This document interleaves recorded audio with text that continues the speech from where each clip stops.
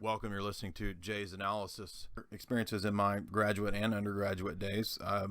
We would have, for example, philosophy of science classes where we would discuss, maybe founding maxims or Descartes' approach to, questioning everything.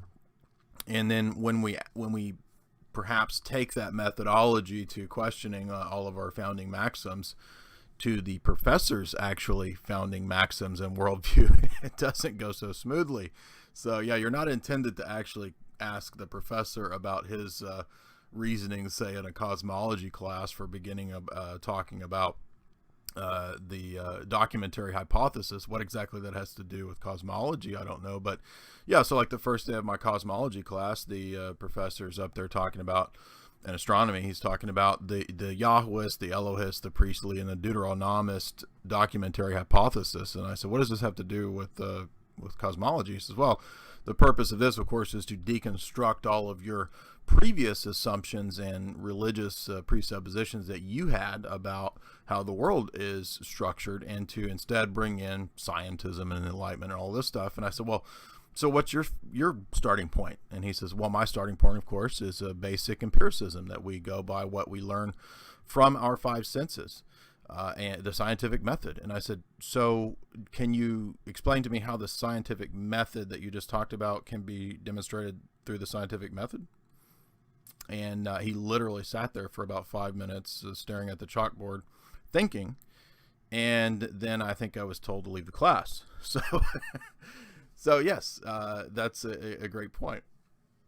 Well, Leo Strauss made his whole career around the problem. Yeah, so the establishment that tells all those students that they're complete biological animals and they descend from apes, and that the world is billions of years old with absolutely no empirical evidence of this, and that climate change is all real, and that gender is fluid, that's not ideological, that's not an ideologue.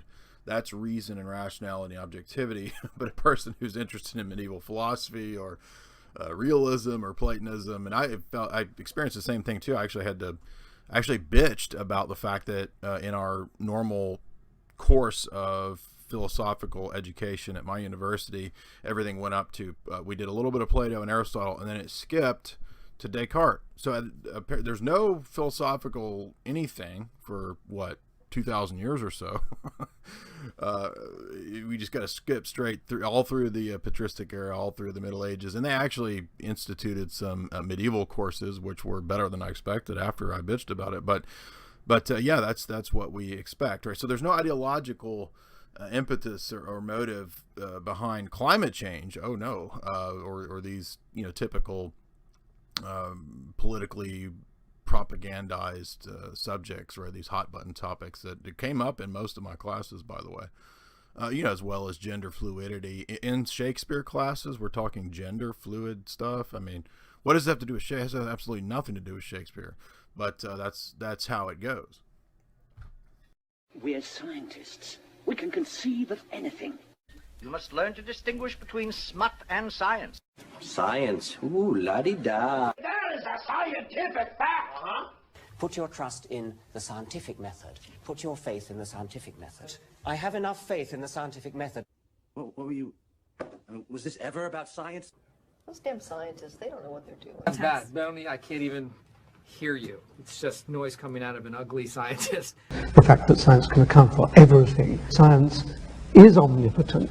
Science and evidence don't seem to impact much what people believe. And science is supposed to have all the answers.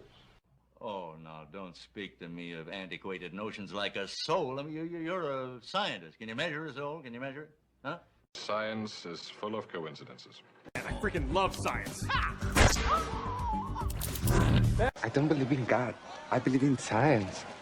She blinded me.